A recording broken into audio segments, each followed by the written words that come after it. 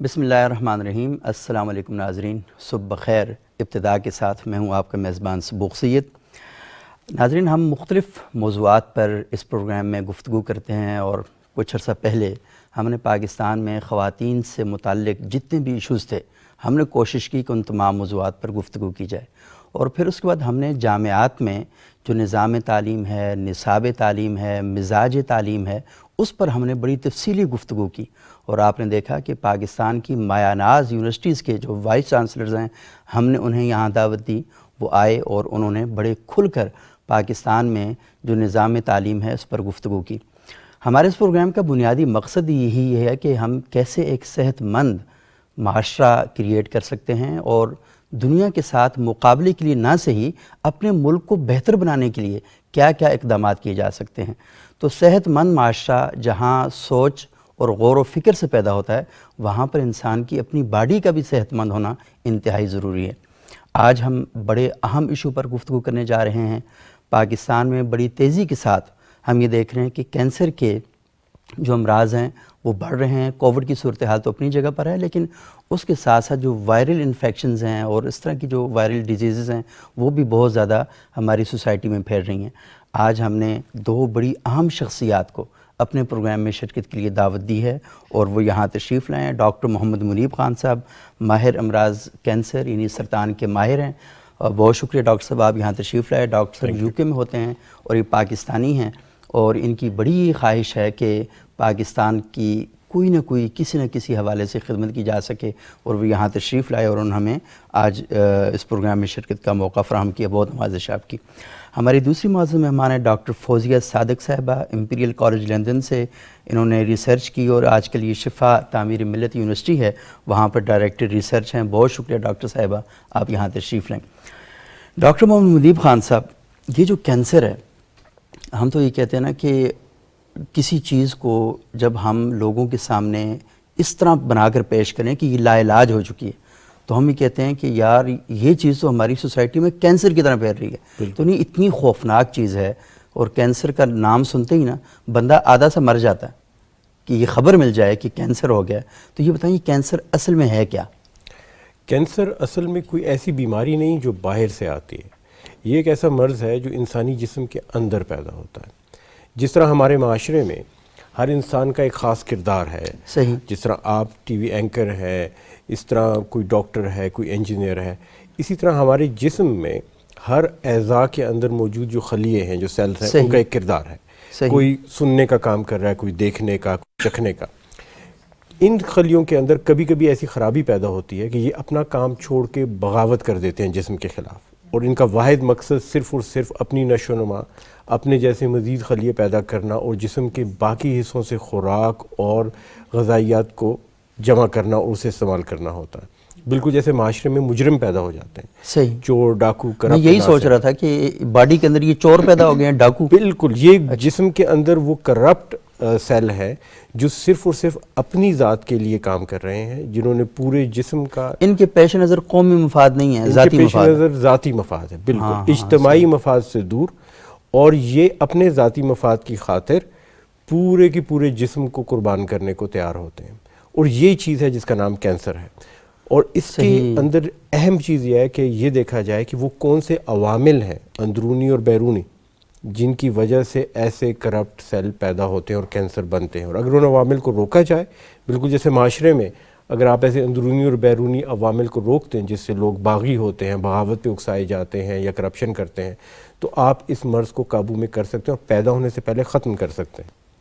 اچھا، یہ تو آپ نے بہت زبردست قسم کی ایگزامپل دی، تو ہمیں تو جسم کے اندر کے امراض کا بھی پتہ چل رہا ہے، اور باہر جو سوسائٹی کے اندر پھیلے ہوئے ہیں ان کے بارے میں ہم جان رہے ہیں۔ اچھا، یہ کینسر سے متعلق کیونکہ بہت ہی امپورٹنٹ ہے، اور ہم یہ دیکھ رہے ہیں کہ پاکستان میں آئے روز یہ خبریں آتی جا رہی ہیں اور بڑی تیزی کے ساتھ پھیل رہا ہے، تو آپ نے یہ تو بتایا کہ یہ کرپٹ سیلز جو ہیں یہ اصل میں یہ اپنا نیٹ ورک بنا لیتے ہیں، بالکل، پھر وہاں سے سارے پرابلم پیدا ہوتے ہیں۔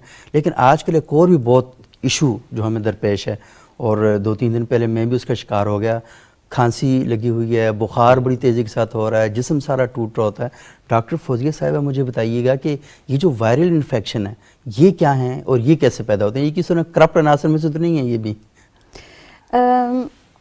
جتنے ہمارے یونیورس میں سٹارز ہیں نا، کائنات میں اس سے زیادہ وائرسز ہیں یہاں پر, اس سے کئی گنا بلین زیادہ وائرسز ہیں.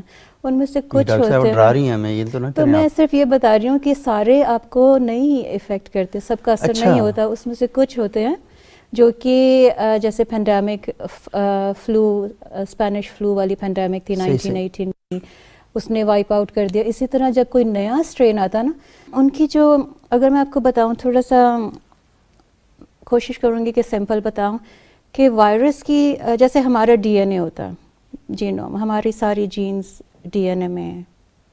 اسی طرح وائرس کے جو جینوم ہے نا, اس میں جب کوئی چینج آتی ہے, تبدیلی آتی ہے, تو وہ جو ہم دوائیاں یوز کر رہے ہوتے ہیں اس سے وہ اسکیپ کر جاتے ہیں.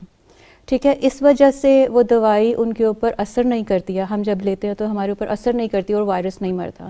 اس طرح سے کچھ وائرسز ایسے ہوتے ہیں اور کچھ بیکٹیریا ایسے ہوتے ہیں جو کہ جن پہ کوئی دوائیاں اثر نہیں کرتی. وہ جو ہوتی ہیں وہ مسلسل ہمارے ملک میں کہہ لیں, ہمارے ایریاز میں, آبادی میں وہ پائی جاتی ہیں, ہر وقت ہوتی ہیں. ان میں سے کچھ ہوتے ہیں جو کہ بہت زیادہ بیمار ہوتے ہیں, انہیں کوئی اور کنڈیشن ہو, کوئی کینسر کا مریض ہو, کوئی ہارٹ کا مریض ہو, کسی کو ڈائبٹیز ہو, ان کے اوپر وہ زیادہ اثر کرتے ہیں اور وہ ان کی اموات ہو جاتی ہیں. ہم جو ہیلدی, جن کا امیون سسٹم کو قوت مدافعت کام کر رہی تھی, وہ اس کو ریکور کر جاتے ہیں, اس پہ کوئی اثر نہیں ہوتا.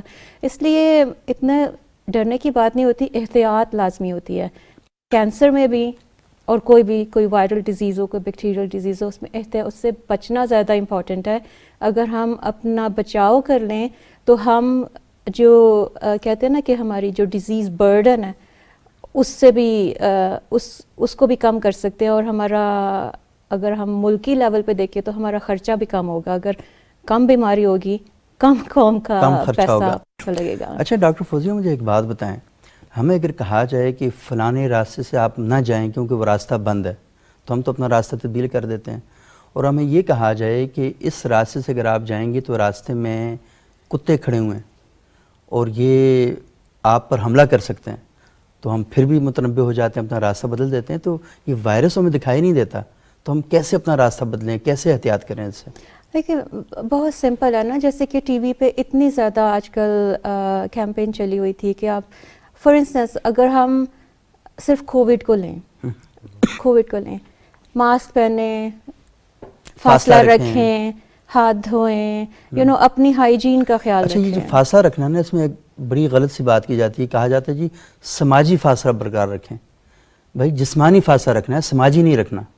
ہم تو بڑی مشکل سے سماج کو اکٹھا کرنے کے چکر میں ہوتے ہیں اور ہمیں کہا جاتا ہے یہ سماجی فاصلہ رکھیں, جسم کا فاصلہ ہونا چاہیے. یا سوشل ڈسٹینسنگ کو اس نے اردو میں سماجی فاصلہ کیا, تو اس کی اور اردو پتہ نہیں کیا ہو سکتی تھی. نہیں, یہ جسمانی فاصلہ وہ ہے, یہ فزیکل نا, آپ تھوڑا فاصلے پہ, مطلب اگر آپ بیٹھے ہیں نا, جیسے ہم بیٹھے ہیں بہت قریب ہے, 6 فٹ کا فاصلہ نہیں ہے, لیکن اگر ہم 15 منٹ پاس بیٹھے ہیں تو اس کا اتنا زیادہ اثر نہیں ہوگا. اگر آپ 4 گھنٹے بیٹھے گپے مار رہے ہیں منہ سے, کیونکہ ایروسول ہے نا آپ کے, وہ وائرس پارٹیکلز ادھر جا رہے ہیں سیٹل.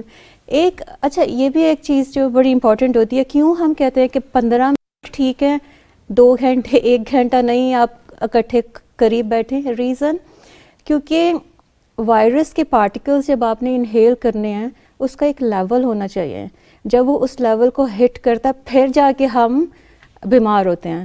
اگر آپ کے اندر کوئی 5-7 پارٹیکلز چلے گئے ہیں یا 100 پارٹیکلز بھی چلے گئے ہیں تو اس سے آپ بیمار نہیں ہو جائیں گے. ہماری قوت مدافعت اتنی تو ہوتی ہے کہ ہم اس سے اپنا بچاؤ کر لیں.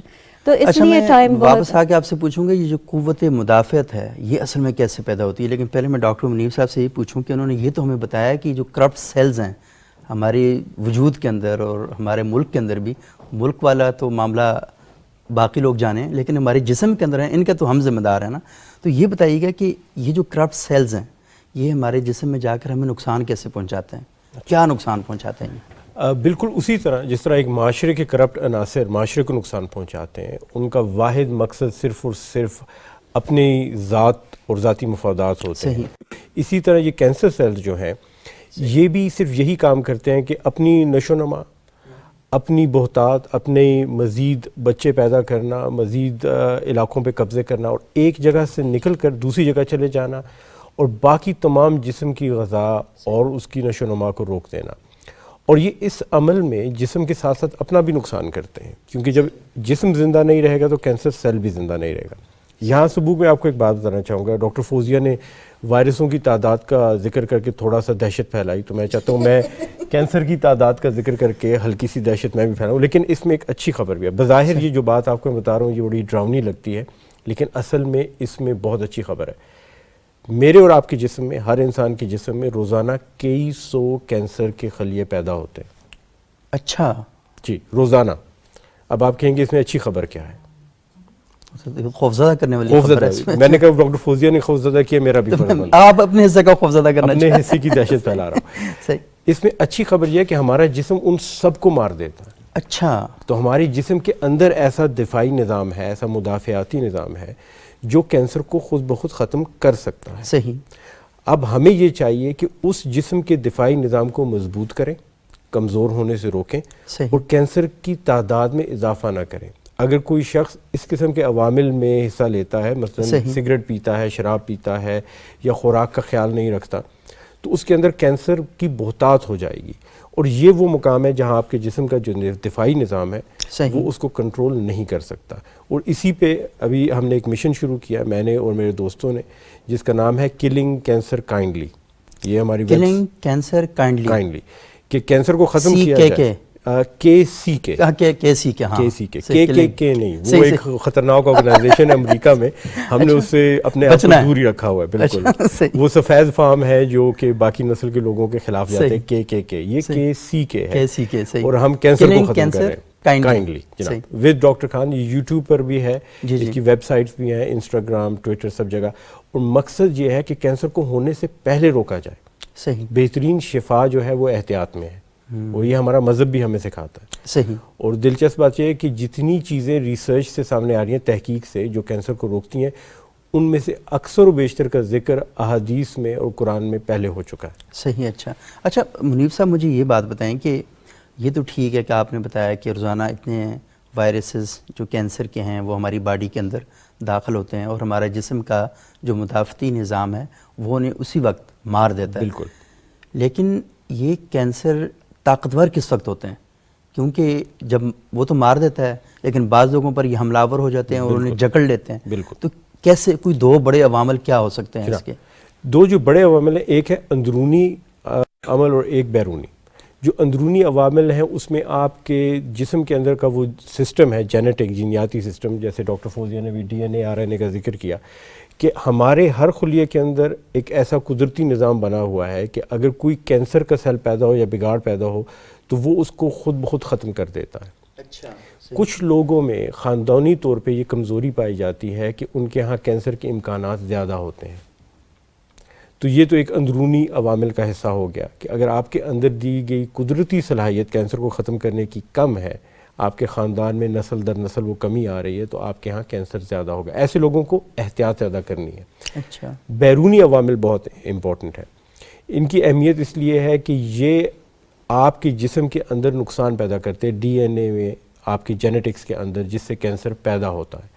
تو ان میں آپ کی خوراک آ جاتی ہے، آپ کے انوائرمنٹل ماحولیاتی اثرات آ جاتے ہیں، جس طرح ہمارے یہاں ہر طرف پولوشن پھیلی ہوئی ہے، ڈیزلوں کا، گاڑی کا دھواں ہے، ہوا خالص نہیں، پانی خالص نہیں، پانی میں آرسینک ملا ہوا ہے، اور کئی ایسی چیزیں جن کا اکثر لوگوں کو… پانی میں کیا ملا ہوا ہے؟ آرسینک۔ یہ کیا ہوتا ہے؟ آرسینک جو ہے وہ ایک زہر ہے، صحیح، جس کی بہت کم مقدار قدرتی طور پہ بھی پائی جاتی ہے پانی میں، لیکن ہمارے یہاں پاکستان اور بنگلہ دیش اور ایسے ممالک میں اس کی پانی میں تعداد کافی زیادہ ہے، مقدار زیادہ ہے، اور چونکہ ہمارے یہاں صاف پانی کا نظام نہیں ہے تو اس کی وجہ سے کینسر اور دیگر بیماریاں زیادہ ہو رہی ہیں۔ اس کو میرے خیال میں اردو میں سنکھیا کہا جاتا ہے۔ اچھا، صحیح۔ اور مجھے یاد ہے کہ آج سے 4-5 سال پہلے ہمارے ایک دوست ہیں بی بی سی میں، عمر ریاض ننگیانہ، انہوں نے ایک سٹوری کی تھی جی، لاہور میں پانی میں بہت زیادہ کینسر تھا، اور پاکستان کے بہت سے علاقے ہیں، خیبر ایجنسی میں بالکل ایک علاقہ ہے، وہاں پہ اسے شیخانو قلعے بولتے ہیں، وہاں لوگوں کی جو دانت ہیں اور منہ کا پورا وہ پانی کی وجہ سے خراب ہو چکا ہے بہت زیادہ۔ اور یہ بہت ضروری ہے کہ پاکستان میں 90% لوگوں کو پینے کا صاف پانی میسر نہیں، اور ہماری 70% بیماریاں گندے پانی کی وجہ سے۔ اگر ہم صاف پانی مہیا کر دیں اپنی عوام کو تو 70% بیماریاں ختم ہو سکتی ہیں، ہسپتال خالی ہو جائیں گے، میڈیکل سٹور بند ہو جائیں گے۔ ہم اس قدر امراض کو ختم کر سکتے ہیں، اور وہی ہمارا مشن ہے کہ بیماری کو ہونے سے پہلے روکا جائے. کلنگ کینسر کائنڈلی صرف کینسر کے لیے نہیں بلکہ باقی بھی تمام بیماریوں کو روکنے کے لیے ایک ایفرٹ ہے. یعنی اس بیماری کو سپورٹ جتنی بھی کرنے والی چیزیں ہیں ان سب کو آپ جب تک کنٹرول نہیں کریں گے تو معاملہ حل نہیں ہوگا. اچھا مجھے ڈاکٹر فوزیہ آپ یہ بات بتائیں کہ یہ سننے والوں کے لیے بہت ہی اہم ہے.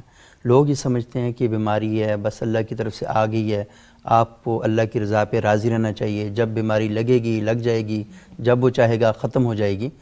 ہماری اپنی بھی کچھ رسپانسبلٹیز ہیں یا نہیں ہیں؟ کیونکہ ہم بعض اوقات الفاظ کے معنی کو اپنے پس منظر کے مطابق پڑھ کے اس کے نتائج نکالنا شروع کر دیتے ہیں، اور ہم یہ غور و فکر ہی نہیں کرتے کہ ان چیزوں کا وہ مطلب نہیں ہے جو چیزیں آپ سمجھ کے بیٹھے ہوئے ہیں.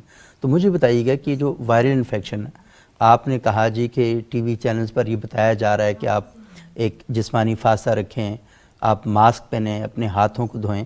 تو یہ جو باقی کھانسی وغیرہ ہے تو ہم دیکھتے ہیں کہ عموماً لوگ پبلکلی کھانس رہے ہوں گے، بس میں بیٹھے ہوں گے، گاڑیوں میں، پبلک پلیسز پہ، وہ بالکل احتیاط نہیں کرتے. تو ایسے لوگوں کو تھوڑا سمجھائیں کہ یہ کس طریقے سے کنٹرول کر سکتے ہیں اور لوگوں کو بچا سکتے ہیں. دنیا میں میرے خیال سے جو صرف پاکستان میں نہیں آئے، آل اوور دا ورلڈ سب سے مشکل کام ہے نا وہ بیہیویئر چینج ہے، رویوں کی تبدیلی. ہم بالکل ہم اپنا رویہ کیسے تبدیل کریں. صحیح. ہر کوئی جو ہے نا، اب ضروری نہیں ہے کہ جو ہماری عوام جس کو کوئی آگاہی نہیں ہے وہی ہاتھ رکھے بغیر کھانستی ہو. ہر کوئی کھانستا ہے، ہر جگہ پہ کھانستا ہے. تو جو آگاہی ہے، ہمارا رول صرف اتنا ہو سکتا ہے کہ ہم جہاں پہ بھی بیٹھیں، جس سے بھی بات کر رہے ہیں، ہم اپنے طور پہ اپنی کوشش کرتے رہیں. اگلے کا رویہ کیسے چینج ہوگا اس میں خود کوئی ایفرٹ ڈالنی ہوگی. خود بخود ہم نہیں اس کو امپوز نہیں کر سکتے ہیں. یہ بہت ضروری ہے کہ جتنی بھی آگاہی ہر بیماری کے حوالے سے، چاہے وہ کینسر ہو، کوئی وائرل ہو، کوئی بیکٹیریل ہو، کوئی بھی بیماری ہو، ایون کہ جو ہماری آلودگی ہے، فضائی آلودگی، اس سے ہمیں کیا کیا نقصانات ہو سکتے ہیں. ایز اے سائنٹسٹ میرا رول یہی ہے کہ میں جتنی بھی آگاہی دے سکوں وہ دوں، اور ڈاکٹرز بھی یہی کام کرتے ہیں. رویوں کو کیسے چینج کرنا ہے کوئی سائیکالوجسٹ ہی شاید بتا سکے گا. ہاں، لیکن یہ بھی تو ہو سکتا ہے نا کہ ہم اپنے نصاب تعلیم کے اندر کم از کم کوئی ایک 1 پیجر ہو جس کے اوپر یہ لکھا ہو کہ آپ نے صحت کے حوالے سے اپنی ساری زندگی کن کن اصولوں کا خیال رکھنا ہے. تو میرا خیال یہ ہے کہ کم از کم اگر وہ ایک پیج جو ہماری نصاب کی کتابیں ہیں ان میں ایک پیج کا اضافہ کیا جائے تو میرا خیال ہے اتنا زیادہ پیسوں کا فرق نہیں پڑے گا، لیکن سوسائٹی کو تبدیل کرنے میں، رویہ تبدیل کرنے میں ایک بہت بڑا رول پلے ہوگا. آپ نے صحیح کہا. اگر ہم نصابی کتابوں سے ذرا اوپر جو ہمارے ٹیچر اساتذہ ہیں جی اس لیول تک آ جائے نا، کہ اگر وہ ایک اچھا استاد جو ہے نا وہ انکلکیٹ کر سکتا ہے شروع سے، بچپن سے آپ کے دماغ میں کہ آپ نے اس راستے پہ جانا ہے.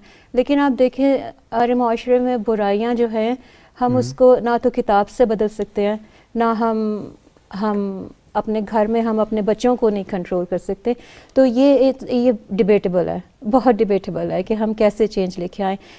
فار انسٹنس کہ کینسر میں بھی ہیلتھی لائف سٹائل کی اگر ہم بات کریں تو کہتے ہیں کہ جی آپ اچھا کھانا کھائیں، ورزش کریں، واک کریں، ایک جگہ پہ نہ بیٹھے رہیں.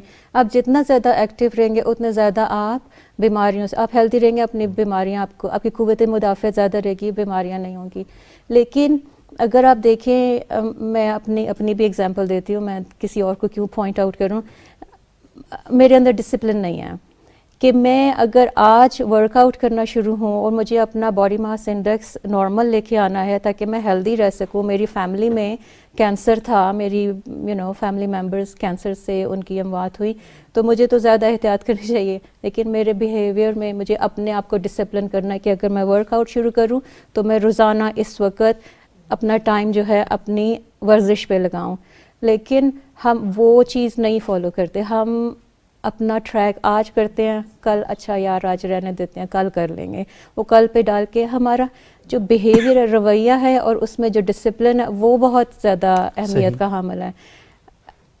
پرابلم ہمارے اندر ہے، ہمارے اپنے رویے میں ہے. ہاں، بات تو وہی ہے کہ جب تک آپ خود چیزوں کی حساسیت سے آگاہ نہیں ہوں گے تو آپ چیزوں کو آگے لے کے نہیں بڑھ سکیں گے، اور یہ بڑا امپورٹنٹ بات ہے.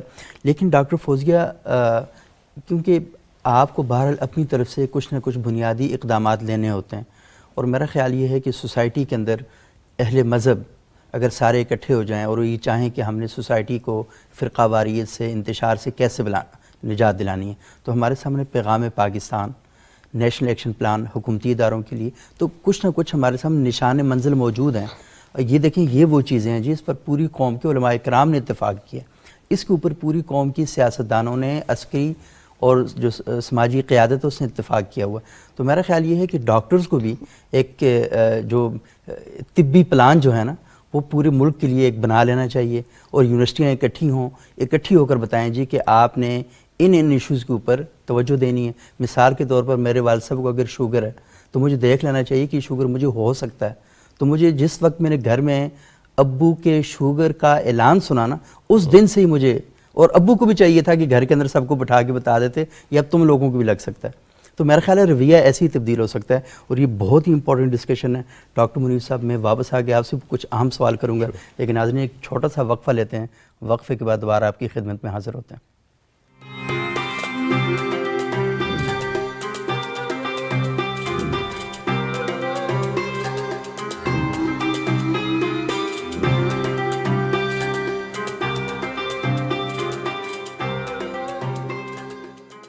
ناظرین، وقفے کے بعد ایک بار پھر ابتدا میں خوش آمدید. آج ہم گفتگو کر رہے ہیں کینسر کے بارے میں، جو وائرل انفیکشنز ہیں ان کے بارے میں، اور ڈاکٹر محمد منیب خان صاحب، ڈاکٹر فوزیہ صادق صاحبہ ہمارے ساتھ موجود ہیں. ڈاکٹر منیب صاحب، یہ بتائیے گا، یہ سگریٹ، پان، چھالیا، گٹکا، یہ تو بڑے مزے کی چیزیں ہیں، اور آپ کینسر سے ہمیں ڈرا رہے ہیں. اور کراچی میں کئی دیواریں ایسی ہیں کہ جو لہو لہان ہیں پان کی پیک سے. تو کیسے سمجھائیں اپنے لوگوں کو کہ یہ جو ساری چیزیں ہیں یہ آپ کے لیے سرطان کا سبب بن رہی ہیں، کینسر کا سبب بن رہی ہیں، اور انہیں ہم کیسے پکڑ کے صحت کے راستے پہ لا سکتے ہیں؟ آپ نے بڑا اچھا سوال کیا، اور میں یہ کہنا چاہوں گا کہ اللہ تعالیٰ نے انسانوں کو اپنی زندگی میں فیصلہ کرنے کا مکمل اختیار دیا. صحیح. لیکن ایک بات یاد رکھنی چاہیے، ہم زندگی میں فیصلہ کرنے میں آزاد ہیں، لیکن ان فیصلوں کے نتائج کے ساتھ زندہ رہنے پہ پابند ہیں. صحیح. اگر ہم یہ بات سوچ لیں کہ سگریٹ پینا میرا فیصلہ ہے اور میں پینا چاہتا ہوں، اس سے مجھے لطف آتا ہے، لیکن اس کا نتیجہ میرے ہاتھ سے، میرے کنٹرول سے باہر ہوگا، تو سوچ سمجھ کے فیصلہ کرنے کی جو صلاحیت ہے نا، وہ اگر ہم لوگوں کو دے دیں تو پھر وہ اگر فیصلہ غلط بھی کریں گے تو اس میں وہ کسی نہ کسی احتیاط کے عوامل ضرور رکھیں گے. جو سگریٹ پیتا ہے وہ شراب نہ پیے، جو شراب پی رہا ہے وہ سگریٹ نہ پیے، یا وہ باقی ہیلدی ایکٹیویٹیز کرے، ورزش کرے، باقی خوراک کا خیال رکھے، اور چیزوں کو بیلنس کر دے. ہمارا مذہب ہمیں کہتا ہے کہ اپنی جانوں کو اپنے ہاتھ سے نقصان نہ پہنچا. وَلَا تُلْقُوا بِأَيْدِيكُمْ إِلَى التَّهْلُكَةِ، اپنے ہاتھوں سے اپنے آپ کو ہلاکت مطلب بالکل. اور اس چیز کو اگر ہم مد نظر رکھیں تو ہمیں یہ سمجھ جانا چاہیے کہ آج جو ہم عمل کر رہے ہیں اس کے نتائج 10، 15، 20 سال کے بعد کیا ہوں گے. دوسری بات جو میں اکثر اپنے مریضوں سے بھی کرتا ہوں اور اپنے ساتھیوں سے بھی، کہ سگریٹ ہو یا شراب ہو یا کوکین ہو یا ہیروئن ہو، یہ اپنے ساتھ کوئی لطف لے کے نہیں جاتی، یہ آپ کے جسم کے اندر بند خوشیوں کو، اس لطف کو ہی ریلیز کرتی ہے، آزاد کرتی ہے. تو ان چیزوں کو جو آپ کے جسم کے اندر کیمیکل ہیں، جن کو شراب، سگریٹ، کوکین، نشہ سٹیمولیٹ کرتا ہے، اس کو آپ ان کے بغیر بھی سٹیمولیٹ کر سکتے ہیں. آپ کے اندر ایسا نظام ہے جس کے ذریعے آپ انہی کیمیکلز کو ریلیز کر کے، انہی اجزاء اور کیمیا کو ریلیز کر کے وہی لطف حاصل کر سکتے ہیں جو نشے کے بعد حاصل ہوتا ہے. اس میں ورزش شامل ہے، اس میں خوراک کی کچھ ایسی چیزیں شامل ہیں جن کو کھانے سے انسان کے اندر وہی کیفیت خوشی کی پیدا ہوتی ہے جو کہ منشیات کے استعمال سے ہوتی ہے. وہ کیا ڈاکٹر صاحب؟ آپ کے فار ایگزامپل خوراک میں جو مرچیں ہیں، یہ آپ کے اندر انہی کیمیکلز کو ریلیز کرتے ہیں جو اکثر منشیات کرتے ہیں. ورزش کرنے کے بعد یا ٹھنڈے پانی سے غسل لینے کے بعد بھی آپ کا جسم وہی فرحت اور وہی خوشی محسوس کرتا ہے جو منشیات سے آتی ہے. اور آپ کو حیرت ہوگی کہ تحقیق نے یہ ثابت کیا ہے کہ کسی کے ساتھ نیکی کرنا اور کسی کے ساتھ احسان کرنا اور اس کے لیے بھلا کام کرنے سے بھی آپ کے دماغ کے اندر وہ تمام کیمیکلز ریلیز ہوتے ہیں جو اکثر منشیات کے استعمال سے ریلیز ہوتے ہیں. تو جو ذہنی سکون اور خوشی ہے وہ آپ کے اندر ہے. صحیح. اس کو ریلیز کرنے کے لیے، اس کو محسوس کرنے کے لیے آپ کو ہر وقت سگریٹ، پان اور ان چیزوں کی ضرورت نہیں ہے. اور اگر ہم اپنی عوام کو وہ متبادل طریقے سکھا سکیں جن کے ذریعے وہ خوشی حاصل کی جا سکتی ہے تو ان کا انحصار منشیات پہ اور ان چیزوں پہ کم ہو جائے نہیں ہوگا. اور وہ جو صحت مندانہ سرگرمیاں ہیں ان کے اندر اپنے آپ کو ایکٹیو کر کے سوسائٹی کو، اپنی ذات کو بہت اچھے طریقے سے وہ یہ کر سکتے ہیں. اچھا ڈاکٹر صاحب، مجھے ایک بات بتائیے گا کہ کینسر کے بارے میں عموماً ہمارے لوگوں کو اس وقت خبر ہوتی ہے جب وہ اسٹیج 4 پہ چلا جاتا ہے. بالکل. اس سے پہلے تو لوگوں کو پتہ ہی نہیں ہوتا. تو مجھے تھوڑا سا بتائیے گا کہ اسٹیج 1, 3, 4 ہیں کیا، اور دوسری بات یہ ہے کہ کہاں سے ہم لوگ احتیاط کرنا شروع کر دیں. کیا کوئی ایج کی لمٹ ہے کہ اتنی عمر آپ کی ہو گئی ہے، اس کے بعد اب آپ نے یہ احتیاطیں کرنی ہیں؟ کہاں کیسے پتہ چلے گا کہ کوئی بندہ کینسر کا مریض ہے؟ کیونکہ ہمارے ملک میں تو رواج ہی نہیں ہے کہ وہ لوگ اپنے آپ کو، وہ سمجھتے ہیں جب تک چل رہی ہے تو ہم ٹھیک ہیں. بالکل. کینسر کا جو سدباب ہے نا، اس کے لیے ضروری ہے کہ آپ اس کو ہونے سے پہلے روکیں، ان عوامل کو روکتے ہیں جن کی وجہ سے کینسر پیدا ہوتا ہے. اور پھر ایک سلسلہ ہے اس کی جلدی شناخت کا، جس کو اسکریننگ کہتے ہیں. صحیح. تو ایسے ٹیسٹ میسر ہیں، سب کینسرز کے لیے نہیں لیکن کئی کینسروں کے لیے، مثلا چھاتی کے کینسر کے لیے جو عورتوں میں بہت کامن ہے، مردانہ جو غدود پروسٹیٹ ہے اس کے کینسر کے لیے بھی ٹیسٹ میسر ہے کہ اگر آپ ایک خاص عمر کے بعد ان ٹیسٹ کو کریں تو آپ کینسر کو بالکل ابتدائی حالت میں پکڑ سکتے ہیں. اور ابتدائی حالت میں اگر آپ پہلی سٹیج پہ، جب وہ اپنے اسی حصے میں ہے جہاں سے پیدا ہوا ہے، اپنی پیدائش کی جگہ پہ ہی گرو کر رہا ہے، وہیں پہ نشو و نما پا رہا ہے، مکمل طور پہ ختم کرنا بہت آسان ہے. چاہے وہ آپریشن کے ذریعے ہو، ادویات کے ذریعے ہو، یا شعاؤں کے ذریعے، ریڈیو تھراپی کے ذریعے ہو، مکمل طور پہ ختم کر سکتے ہیں. جب کینسر اپنے عضو سے، جو بھی اس کا جن اعضاء میں وہ پیدا ہوا ہے، اس سے وہ باہر نکل آتا ہے اور ارد گرد کے علاقے میں پھیلتا ہے تو اس کو ہم سٹیج 3 کہتے ہیں. اچھا. اور جب وہ دور دراز کے علاقوں میں پھیل جاتا ہے تو اس کو سٹیج 4 کہتے ہیں. یعنی اب اس کو کنٹرول کرنا مشکل ہو گیا. اس کو جڑ سے ختم کرنا مشکل ہوتا ہے، لیکن آج کل جو نئے علاج ہیں ان سے کئی کینسر، سب نہیں لیکن کئی کینسرز کو 10 20 سال تک کنٹرول کیا جا رہا ہے. چھاتی کا کینسر اور پروسٹیٹ کا کینسر اس میں شامل ہے. اچھا. اور ان میں 80% جو سروائیول ہے، زندہ رہنے کے امکانات، وہ 10 سال سے زیادہ ہیں مؤثر علاج کے ساتھ. صحیح. تو ضروری نہیں کہ جس کو کینسر ہو اس کا مطلب یہ ہے کہ اب اس کی زندگی کا خاتمہ ہونے والا ہے. صحیح. کبھی کبھی آپ کے سٹیج 4 میں بھی، آخری درجے تک کے کینسر میں بھی مؤثر علاج کے ذریعے کئی سالوں تک مرض کو کنٹرول کیا جا سکتا ہے. اچھا ڈاکٹر صاحب، بعض لوگ یہ بھی کہتے ہیں کہ اگر آپ کی عمر 40 سال ہے، 50 سال ہے، لیکن اگر اس سے زیادہ ہو گئی ہے تو اب پھر بس، اب تو علاج کی بات ہی نہ کریں، بس اب دعا کریں. یہ بڑی دلچسپ بات ہے. اس پہ کافی بحث مباحثہ ہوتا رہا ہے بڑے عرصے تک کہ کیا ایک خاص عمر سے زیادہ کینسر کے امکانات بڑھ جاتے ہیں، اور کسی حد تک اس میں سچائی بھی ہے. ہم جتنا لمبا زندہ رہتے ہیں اتنی جسم میں مسائل پیدا ہوتے ہیں. لیکن صحت مند زندگی کو برقرار رکھنا بہت آسان ہے اگر ہم اپنی خوراک کا صحیح استعمال کریں، خوراک کم کھائیں اور وقفے سے روزے رکھیں. جس طرح نبی پاک صلی اللہ علیہ وسلم کی سنت ہے کہ سوموار اور جمعرات کو وہ روزہ رکھتے تھے. اب ریسرچ نے اس کو ثابت کیا ہے، جدید تحقیق نے، کہ ایسا کرنے سے نہ صرف کہ آپ کی عمر طویل ہوتی ہے بلکہ آپ کی صحت برقرار رہتی ہے اور بیماریاں کم ہوتی ہیں. شوگر جس طرح آپ کا ذکر کیا، ذیابیطس کا، اس کے امکانات کم ہو جاتے ہیں. شوگر کے مریض روزے رکھ کے اپنی شوگر کو ختم بھی کر سکتے ہیں. صحیح. اور اس میں اگر ہم لوگوں تک یہ معلومات پہنچا دیں کہ آپ اپنی خوراک کو کیسے کنٹرول میں رکھیں، روزے کیسے رکھیں. انٹرمیٹنٹ فاسٹنگ ایک بہت بڑا اس وقت ایک ٹاپک ہے جس کے اوپر بہت تحقیق ہو رہی ہے، اور یہ 1400 سال پہلے ہم اس کے نتائج بھی دیکھ چکے ہیں اور ہمیں اس کے بارے میں بتایا بھی گیا ہے. تو ان چیزوں کے ذریعے آپ جوان بھی رہ سکتے ہیں، بیماری کے خاتمے کے لیے بھی کام کر سکتے ہیں اور ایک صحت مند زندگی گزار سکتے ہیں. ضروری نہیں کہ 40-50 سال کی عمر سے اوپر انسان کو لازماً بیماریاں لگیں. اچھا یہ بتائیں کہ یہ بات کی جاتی ہے کہ کینسر کے مرض میں بے تحاشا اضافہ ہو رہا ہے، کیا یہ واقعی بات درست ہے؟ اور اگر درست ہے تو اس اضافے کی وجوہات کیا ہیں؟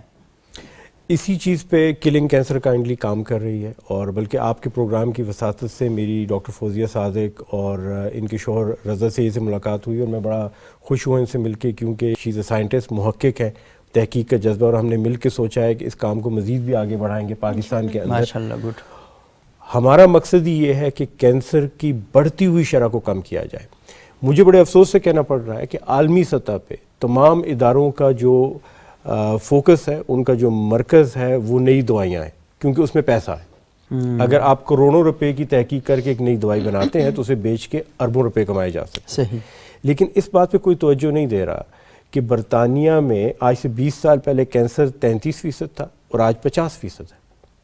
یہ 17% اضافہ کیوں ہوا؟ اور اسی چیز پہ تحقیق کے لیے کلنگ کینسر کائنڈلی کا کام شروع کیا گیا ہے تاکہ یہ عوامل پتہ کیے جائیں جن کی وجہ سے کینسر بڑھے جا رہا ہے اور ان کو روکا جائے. اس وقت پورے کرۂ ارض پہ، پلانٹ ارض پہ، کوئی اللہ کی بنائی ہوئی مخلوق ایسی نہیں ہے جس میں 50% کینسر ہوتا ہو سوائے انسانوں کے. اور یہ کوئی فخر کی بات نہیں ہے. اگر جنگل میں رہنے والے جانوروں کے اندر کینسر کم ہے تو شہروں میں رہنے والے ذی شعور انسانوں میں کینسر کیوں زیادہ ہو رہا ہے؟ اور ہم نے اس میں کوئی ایسی چیزیں دیکھی ہیں جن کے بارے میں بات نہیں کی جاتی. میں آپ کو ایک مثال دوں گا، تفصیلات کے لیے ظاہر ہے کہ وقت ہمارے پاس بہت کم ہے. ایک مثال آپ کو یہ دوں گا کہ یہ جو سنتھیٹک وٹامنس ہیں، جو کمپنیوں کے بنائے ہوئے ملٹی وائٹامن گولیاں ہیں، پاؤڈر ہیں، ان کے اوپر تحقیق سے آج تک یہ پتہ چلا ہے کہ ان سے کینسر کی شرح میں اضافہ ہوتا ہے. اچھا. اگر آپ یہی وٹامن خوراک میں سبزی اور پھل میں حاصل کریں تو کینسر کم ہوتا ہے، اور جب گولیوں کی صورت میں یہ وٹامن کھاتے ہیں تو کینسر کی شرح میں اضافہ ہوتا ہے. اچھا. اور دلچسپ بات یہ ہے کہ ان وٹامنس کو زبردستی کھلایا جا رہا ہے ہمیں، مجھے اور آپ کو.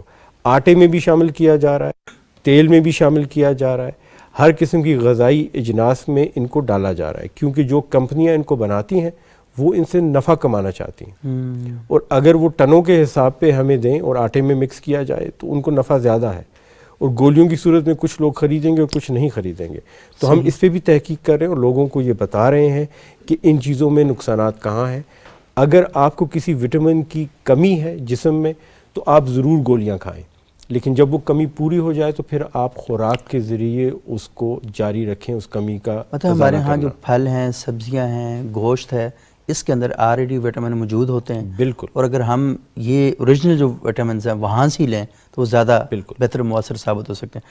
اچھا، میں فوزی صاحب آپ کی طرف آنے سے، کیونکہ وہ کینسر ٹارگٹ جا رہا ہے تو دماغ میں سوال پیدا ہوتے جا رہے ہیں، مجھے صرف 2 چیزیں بتائیے گا. بچپن سے ہم سنتے آ رہے ہیں کینسر لا علاج مرض، اس کا کوئی علاج نہیں ہے، تو مجھے بتائیں کیا واقعی کینسر لا علاج مرض ہے؟ اس بارے میں میری رائے جو ہے وہ بڑی مختلف ہے. میرے خیال میں انسانی بیماریوں میں کینسر وہ واحد بیماری ہے جس میں سب سے زیادہ شفا حاصل کی جا سکتی ہے. اچھا.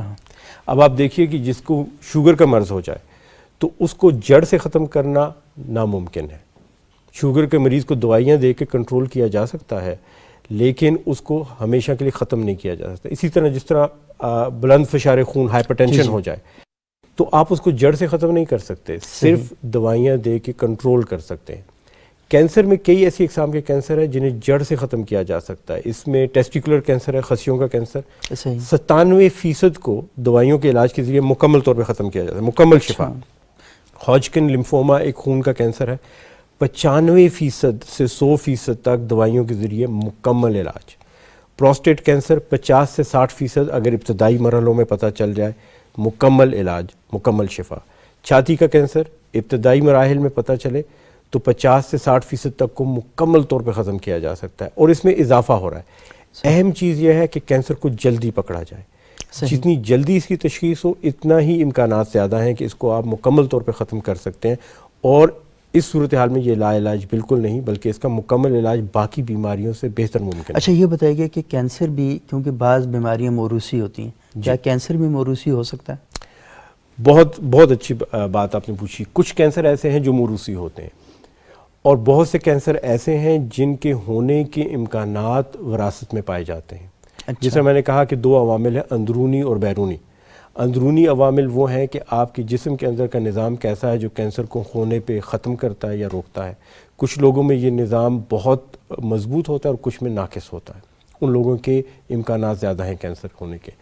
لیکن زیادہ تر عوامل جو کینسر کی پیدائش میں کردار ادا کرتے ہیں وہ بیرونی عوامل ہیں، اور ان کو کنٹرول کیا جا سکتا ہے. اور یہی ہمارا مشن ہے اور یہی ہماری تحقیق ہے کہ ان عوامل کو کیسے کنٹرول کیا جائے. جس طرح حضرت علی کی وہ حدیث ہے، ایک شخص نے پوچھا کہ قدر کیا ہے اور عمل کیا ہے. انہوں نے کہا کہ اپنا ایک پاؤں اٹھاؤ، اس نے اٹھایا، کہا کہ یہ تمہارا عمل ہے، یہ تمہارے اختیار میں. اور کہا آپ دوسرا پاؤں اٹھاؤ، اس نے کہا میں یہ نہیں اٹھا سکتا. انہوں نے کہا یہ قدر ہے. تو جو اندرونی عوامل ہے وہ قدر ہے. صحیح. وہ دوسرا پاؤں جو اٹھ نہیں سکتا، لیکن جو پاؤں ہم اٹھا سکتے ہیں تو وہ قدم ہمیں بڑھانا چاہیے، اپنی احتیاط وغیرہ کرنی چاہیے. اچھا ڈاکٹر فوزیہ، آپ مجھے یہ بتائیں کہ انہیں کینسر کے بارے میں تو کیوں لازمی بہت سے سوالات اور بھی ہیں ذہن میں وہ کیے جا سکتے ہیں. مجھے آپ یہ بتائیں کہ جو وائرل انفیکشنز ہیں، کیونکہ آج کل ہم دیکھ رہے ہیں کہ بچوں میں کھانسی بڑھ رہی ہے، پھر اچھا آپ کنٹرول بھی نہیں کر پا رہے، گھروں میں احتیاط نہیں کی جاتی. کیا 3-4 بڑی احتیاطیں ایسی ہیں جو آپ ریکمینڈ کریں گی کہ تاکہ سننے والے گھروں میں اس کو نافذ کر دیں؟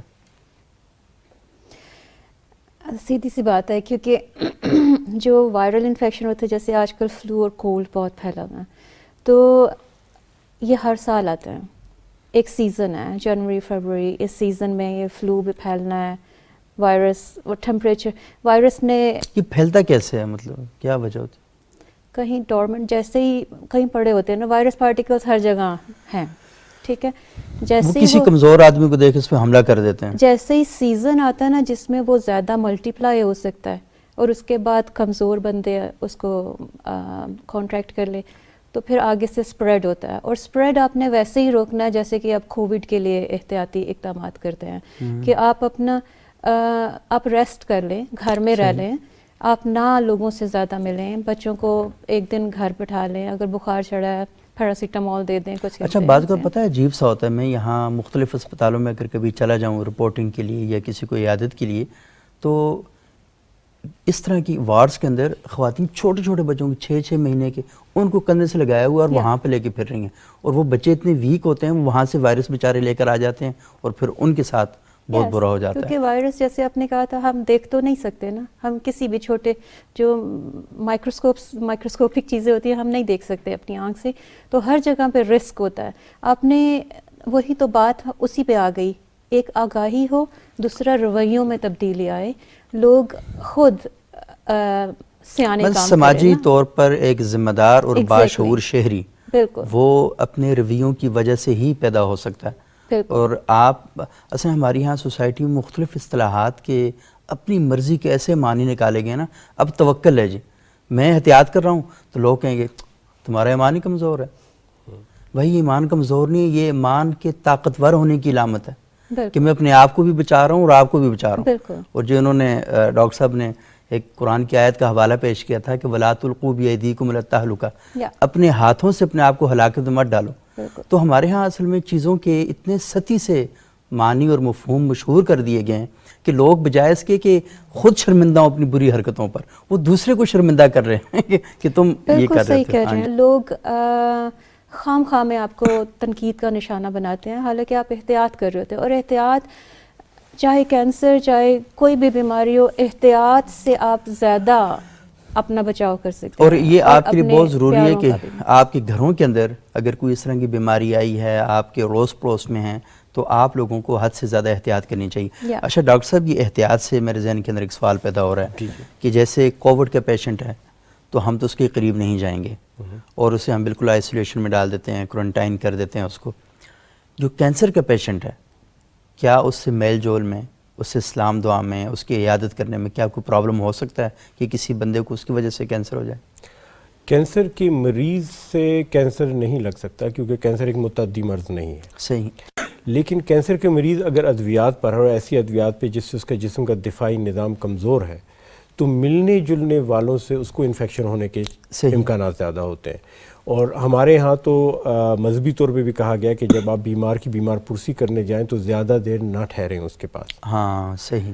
کیونکہ اگر آپ کو اس سے مرض نہیں بھی لگ سکتا تو ہو سکتا ہے اس کا جسم کا مدافعاتی نظام کمزور ہو، اس کو آپ سے مزید کوئی مرض لگ جائے. تو صرف یہ احتیاط کیجئے کہ جب کینسر کے مریض علاج کروا رہا ہے، کیموتھراپی لے رہا ہے، اس کے جسم کا دفاعی نظام کم ہے، تو اس کے ساتھ زیادہ وقت نہ گزارا جائے، خاص طور پہ ایسے لوگوں کا جن کو کوئی کھانسی، نزلہ، زکام یا کوئی انفیکشن ہوا ہے. اور دوسری بات میں یہاں ابھی آپ کی جو گفتگو ہوئی ڈاکٹر فوزیہ سے، اس پہ میں اگر آپ اجازت دیں تھوڑا سا اضافہ کرنا چاہوں گا کہ ذہنی صحت اور جسمانی صحت کا بہت قریبی تعلق ہے.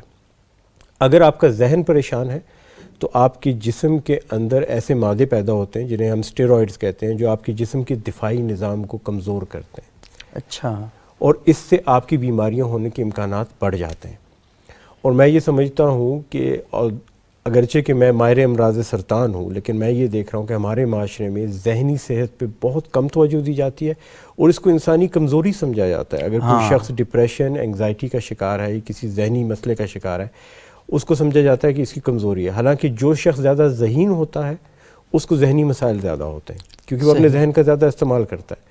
اور مجھے بڑا افسوس ہوا کہ ہمارے ملک میں عام ادویات جو آپ کو ذہنی امراض کے لیے چاہیے وہ میسر نہیں ہیں، اور نہ ان کو لانے کی ملک کے اندر اجازت ہے، ان کے اوپر پابندی ہے.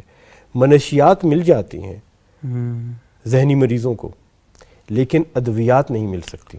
کینسر کے مریضوں میں بھی جن کو آخری سٹیج ہو اور ان کو پین کلرز چاہیے، ان کو جو مورفین بیس پین کلرز ہیں، جو افیون کے مرکبات سے بنے ہوئے درد زائل کرنے والی دوائیں، وہ نہیں ملتی. ان پہ پابندیاں ہیں، پیتھیڈین، مورفین سلفیٹ، اوراماف. بازار میں ہر قسم کی ہیروئن ملتی ہے. اور یہ ایک ڈائیکاٹومی ہے، یہ ایک ایسا تضاد ہے ہمارے معاشرے میں کہ ہم نے جائز چیزوں کو ناجائز کر دیا ہے اور ناجائز چیزوں کو کھلا چھوڑ دیا ہے. اور اس کی وجہ سے ہمارے معاشرے میں نہ صرف کہ بیماریاں بھی بڑھ رہی ہیں بلکہ لوگوں کے اندر ہیجان بڑھ رہا ہے. صحیح. اچھا ڈاکٹر صاحب، یہ بتائیے کہ آخر میں، بالکل وقت ہمارے پاس بہت ہی کم ہے، آپ نے یہ کہا کہ بہت سی چیزیں ایسی ہیں نا، مثال کے طور پر سگریٹ ہے، پان ہے، چھالیا، گٹکا، سپاری وغیرہ، تو یہ بھی کینسر کو ایک طرح سے سپورٹ کرتی ہیں، آپ کی باڈی کو ویک کر رہی ہوتی ہیں اندر سے جا کے.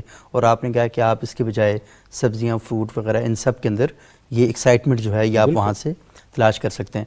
تو مجھے بتائیے گا کہ کینسر کا پیشنٹ، مثال کے طور پر میں تو بھی ٹھیک ٹھاک ہوں بالکل جی، میں ڈاکٹر کے پاس چیک اپ بھی نہیں کروایا، کیا ایسا کرنا چاہیے کہ سال میں یا 2 سال بعد ہمیں کوئی مستقل چیک اپ کرواتے رہنا چاہیے؟ اگر آپ کے خاندان میں کسی کو کینسر ہے تو آپ یہ پتہ کریں کہ ان کو کس عمر میں کینسر ہوا. صحیح. جس عمر میں آپ کے قریبی عزیز کو کینسر ہوا، والد، بھائی، والدہ، چچا، تایا، اس سے 10 سال پہلے آپ احتیاطی تدابیر بھی شروع کر دیجئے اور اس کی اسکریننگ بھی کروائیں. اسکریننگ بھی کروا لیں. صحیح.